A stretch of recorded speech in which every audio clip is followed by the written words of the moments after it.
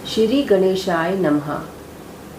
सदाचार, शोचाचार, स्नान, भस्म धारण, संध्या वंदन, प्रणव जप, गायत्री जप, दान, न्यायता, धनोपार्जन तथा अग्निहोत्र आदि की विधि एवं महिमा का वर्णन।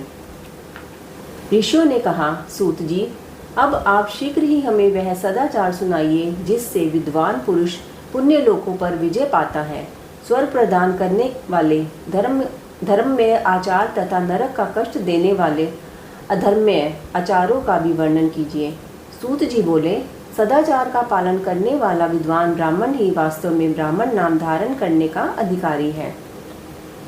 जो केवल वेदों का आचार का पालन करने वाला एवं वेद का अभ्यासी है, उस ब्राह्मण की विप्र संज्ञा होती है।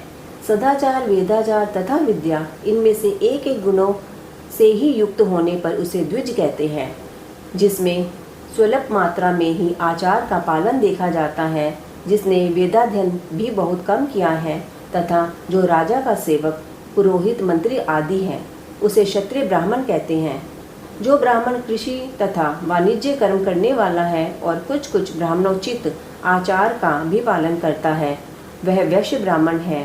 तथा जो स्वयं ही खेत जोतता, हल चलाता है, उसे शुद्ध ब्राह्मण कहा गया है। जो दूसरों के दोष देखने वाला और परद्रोही है, उसे चांडाल, द्विज कहते हैं। इसी तरह क्षत्रियों में भी जो पृथ्वी का पालन करता है, वह राजा है। दूसरे लोग राजत्वहीन क्षत्रिय माने गए हैं। वैश्यों में भी जो धान्य आदि वस्तुओं का क्रय विक्रय करता है, वह वैश्य कहलाता है। दूसरों को वणिक कहते हैं। जो ब्राह्मणों, क्षत्रियों तथा वैश्यों की सेवा में लगा रहता है, वही वास्तव में शूद्र कहलाता है।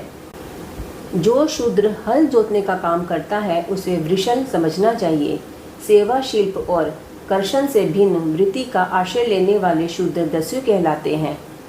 इन सभी वर्णों के मनुष्य को चाहिए कि वे ब्रह्म मुहूर्त में उठकर पूर्वाभिमुख हो। सबसे पहले देवताओं का, फिर धर्म का, अर्थ का, उसकी प्राप्ति के लिए उठाए जाने वाले कलेशों का तथा आय और व्यय का भी चिंतन करें। रात के पिछले प्रहर को उषः काल जानना चाहिए। उस अंतिम प्रहर का जो आधा या मध्य भाग है, उसे संधि कहते हैं। उस संधि काल में उठकर द्विज को मल मूत्र आदि का त्याग करना चाहिए। घर से दूर जाकर बाहर से अपने शरीर को ढके रखकर दिन में उत्तराभिमुख बैठकर मल मूत्र का त्याग करें। यदि उत्तराभिमुख बैठने में कोई रुकावट हो तो दूसरी दिशा की ओर मुख करके बैठें। जल, अग्नि, ब्राह्मण आदि तथा देवताओं का सामना बचाकर बैठें। मल त्याग करके उठने पर फिर उस मल को ना देखें। तदंतर जलाशय से बाहर निकाले हुए जल से ही गुदा की शुद्धि करें अथवा देवताओं, पितरों तथा ऋषियों के तीर्थों में उतरे बिना ही प्राप्त हुए जल से शुद्धि करनी चाहिए। गुदा में 7, 5 या 3 बार मिट्टी लगाकर उसे धोकर शुद्ध करें। लिंग में ककोड़े के फल के बराबर मिट्टी लेकर लगाएं और उसे धो दें। परंतु गुदा में लगाने के लिए एक पसर मिट्टी की आवश्यकता होती है। लिंग और गुदा की शुद्धि के पश्चात उठकर अन्यत्र जाएं और हाथ पैरों की शुद्धि करके 8 बार कुल्ला करें।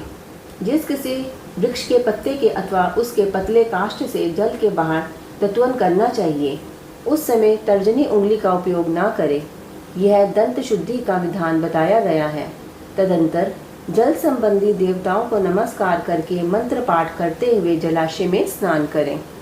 यदि कंठ तक या कमर तक पानी में खड़े होने की शक्ति ना हो तो घुटने तक जल में खड़ा हो अपने ऊपर जल छिड़क कर मंत्रोच्चारण पूर्वक स्नान कार्य संपन्न करे। विद्वान पुरुष को चाहिए कि वहाँ तीर्थ जल से देवता आदि का स्नानांग तर्पण भी करे। इसके बाद धौत वस्त्र लेकर 5 कच्च करके उसे धारण करे। साथ ही कोई उत्तरीय भी धारण कर ले, क्योंकि संध्या वंदन आदि सभी कर्मों में उसकी आवश्यकता होती है। नदी आदि तीर्थों में स्नान करने पर स्नान संबंधी उतारे हुए वस्त्र को वहाँ ना धोए। स्नान के पश्चात विद्वान पुरुष भीगे हुए उस वस्त्र को बावड़ी में, कुएं के पास अथवा घर आदि में ले जाए और वहाँ पत्थर पर, लकड़ी आदि पर, जल में या स्थल में अच्छी तरह धोकर उस वस्त्र को निचोड़े। द्विजो, वस्त्र को निचोड़ने से जो जल गिरता है वह एक श्रेणी के पितरों की तृप्ति के लिए होता है। इसके बाद जाबली उपनिषद में बताए गए अग्निरति मंत्र से भस्म लेकर उसके द्वारा त्रिपुंड लगाएं। इस विधि का पालन ना किया जाए, इसके पूर्व ही यदि जल में भस्म गिर जाए तो गिराने वाला नरक में जाता है। आपो ही स्था इत्यादि मंत्र से पाप शांति के लिए सिर पर जल छिड़के तथा यस्य शयाय इस मंत्र को पढ़कर पैर पर जल छिड़के। इसे संधि प्रोक्षण कहते हैं। अपोहिष्ठा इत्यादि मंत्र में 3 ऋचाएं हैं और प्रत्येक ऋचा में गायत्री छंद के 3-3 चरण हैं। इनमें से प्रथम ऋचा के 3 चरणों का पाठ करते हुए क्रमशः पैर, मस्तक और हृदय में जल छिड़कें। दूसरी ऋचा के 3 चरणों को पढ़कर क्रमशः मस्तक, हृदय और पैर में जल छिड़के तथा तीसरी ऋचा के 3 चरणों का पाठ करते हुए क्रमशः हृदय, पैर और मस्तक का जल से प्रोक्षण करें। इसे विद्वान पुरुष मंत्र स्नान मानते हैं। किसी अपवित्र वस्तु से किंचित स्पर्श हो जाने पर, अपना स्वास्थ्य ठीक न रहने पर, राजा और राष्ट्र पर भय उपस्थित होने पर तथा यात्रा काल में जल की उपलब्धि न होने की विवशता आ जाने पर मंत्र स्नान करना चाहिए। प्रातःकाल सूर्यश्च या मनुष्य इत्यादि सूर्यानुवाक से तथा सायंकाल अग्निश्च या मनुष्य इत्यादि अग्नि संबंधी अनुवाक से जल का आचमन करके पुनः जल से अपने अंगों का प्रोक्षण करें। मध्याह्न काल में भी आपय पुनंतु इस मंत्र से आचमन करके पूर्ववत प्रोक्षण या मार्जन करना चाहिए। प्रातःकाल की संध्योपासना में गायत्री मंत्र का जप करके 3 बार ऊपर की ओर सूर्य देव को अर्घ्य देना चाहिए। ब्राह्मणों मध्य काल में गायत्री मंत्र के उच्चारण पूर्वक सूर्य को एक ही अर्घ्य देना चाहिए। फिर सायंकाल आने पर पश्चिम की ओर मुख करके बैठ जाए और पृथ्वी पर ही सूर्य के लिए अर्घ्य दें, ऊपर की ओर नहीं। प्रातःकाल और मध्याह्न के समय अंजलि में अर्घ्य जल लेकर अंगुलियों की ओर से सूर्य देव के लिए अर्घ्य दें। फिर अंगुलियों के छिद्र से ढलते हुए सूर्य को देखें और उनके लिए स्वतः प्रदक्षिणा करके शुद्ध आचमन करें। सूर्य काल में सूर्यास्त से 2 घड़ी पहले की हुई संध्या निष्फल होती है, क्योंकि वह सायं संध्या का समय नहीं है। ठीक समय पर संध्या करनी चाहिए, ऐसी शास्त्र की आज्ञा है। यदि संध्या उपासना किए बिना दिन बीत जाए तो प्रत्येक समय के लिए क्रमशः प्रायश्चित करना चाहिए। यदि एक दिन बीते तो प्रत्येक बीते हुए संध्या काल के लिए नित्य नियम के अतिरिक्त 100 गायत्री मंत्र का अधिक जप करें। यदि नित्य कर्म के लुप्त हुए 10 दिन से अधिक बीत जाए तो उसके प्रायश्चित रूप में 1 लाख गायत्री का जप करना चाहिए। यदि 1 मास तक नित्य क्रम छूट जाए तो पुनः अपना उपयन संस्कार कराएं। अर्थ सिद्धि के लिए ईश, गौरी, कार्तिकेय, विष्णु, ब्रह्मा, चंद्रमा और यम का तथा ऐसे ही अन्य देवताओं का भी शुद्ध जल से तर्पण करें। फिर तर्पण कर्म को ब्रह्मार्पण करके शुद्ध आचमन करें। तीर्थ के दक्षिण प्रशस्त मठ में, मंत्रालय में, देवालय में, घर में अथवा अन्य किसी नियत स्थान में आसन पर स्थिरता पूर्वक बैठकर विद्वान पुरुष अपनी बुद्धि को स्थिर करे और संपूर्ण देवताओं को नमस्कार करके पहले प्रणव का जप करने के पश्चात गायत्री मंत्र की आवृत्ति करें। प्रणव के अ, उ और म इन तीनों अक्षरों से जीव और ब्रह्म की एकता का प्रतिपादन होता है। इस बात को जानकर प्रणव ओम का जप करना चाहिए। जप काल में यह भावना करनी चाहिए कि हम तीनों लोकों की सृष्टि करने वाले ब्रह्मा, पालन करने वाले विष्णु तथा संहार करने वाले रुद्र की जो स्वयं प्रकाश चिन्मय है उपासना करते हैं। यह ब्रह्म स्वरूप ओंकार हमारी कर्मेंद्रियों और ज्ञानेंद्रियों की वृत्तियों को, मन की वृत्तियों को तथा बुद्धि वृत्तियों को सदा भोग और मोक्ष प्रदान करने वाले धर्म एवं ज्ञान की ओर प्रेरित करें। प्रणव के इस अर्थ का बुद्धि के द्वारा चिंतन करता हुआ जो इसका जप करता है वह निश्चय ही ब्रह्म को प्राप्त कर लेता है, अथवा अर्थानुसंधान के बिना भी प्रणव का नित्य जप करना चाहिए। इससे ब्राह्मणत्व की पूर्ति होती है। ब्राह्मणत्व की पूर्ति के लिए श्रेष्ठ ब्राह्मण को प्रतिदिन प्रातःकाल 1 सहस्त्र गायत्री मंत्र का जप करना चाहिए। मध्य काल में 100 बार और सायंकाल में 28 बार जप की विधि है। अन्य वर्ण के लोगों को अर्थात क्षत्रिय और वैश्य को तीनों संध्याओं के समय यथासाध्य गायत्री जप करना चाहिए। शरीर के भीतर मूलाधार, स्वाधिष्ठान, मणिपुर, अनाहत, आज्ञा और सहस्त्रार ये 6 चक्र है।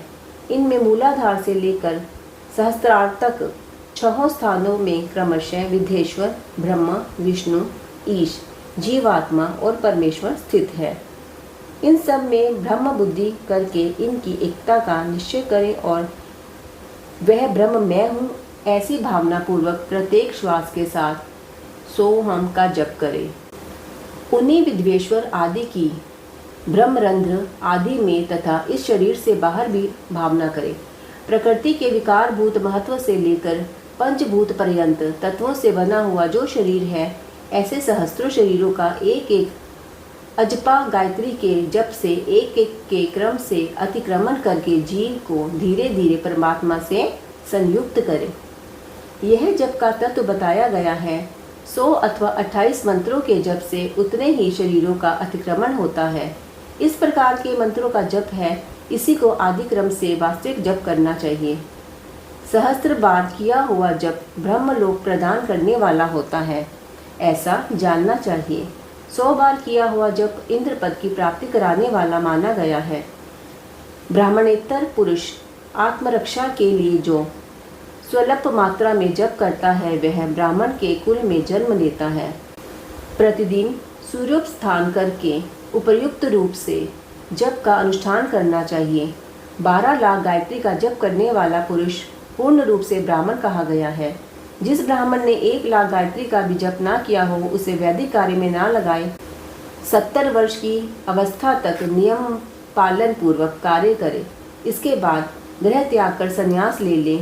परिवाजक या सन्यासी पुरुष नित्य प्रातःकाल 12,000 प्रणव का जप करे। यदि एक दिन इस नियम का उल्लंघन हो जाए तो दूसरे दिन उसके बदले में उतना मंत्र और अधिक जपना चाहिए और सदा इस प्रकार जप को चलाने का प्रयत्न करना चाहिए। यदि क्रमशः 1 मास आदि का उल्लंघन हो गया हो तो 1.5 लाख जप करके उसका प्रायश्चित करना चाहिए। इससे अधिक समय तक नियम का उल्लंघन हो जाए तो पुनः नए सिरे से गुरु से नियम ग्रहण करें। ऐसा करने से दोषों की शांति होती है, अन्यथा वह रौरव नरक में जाता है। जो सकाम भावना से युक्त गृहस्थ ब्राह्मण है, उसी को धर्म तथा अर्थ के लिए यत्न करना चाहिए। मुमुक्षु ब्राह्मण को तो सदा ज्ञान का ही अभ्यास करना चाहिए। धर्म से अर्थ की प्राप्ति होती है, अर्थ से भोग सुलभ होता है, फिर उस भोग से वैराग्य की संभावना होती है। धर्म पूर्वक उपार्जित धन से जो भोग प्राप्त होता है, उससे एक दिन अवश्य वैराग्य का उदय होता है।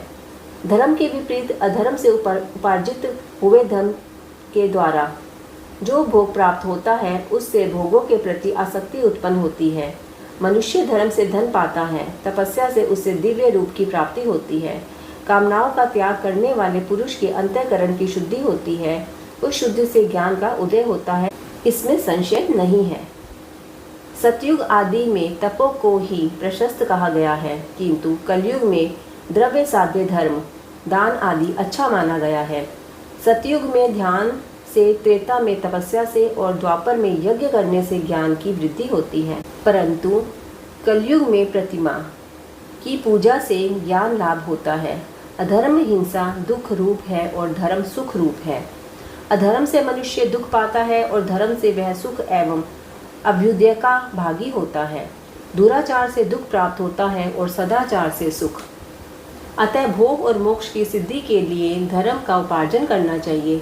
जिसके घर में कम से कम 4 मनुष्य हैं, ऐसे कुटुंबी ब्राह्मण को जो 100 वर्ष के लिए जीवन निर्वाह की सामग्री देता है, उसके लिए वह दान ब्रह्मलोक की प्राप्ति कराने वाला होता है।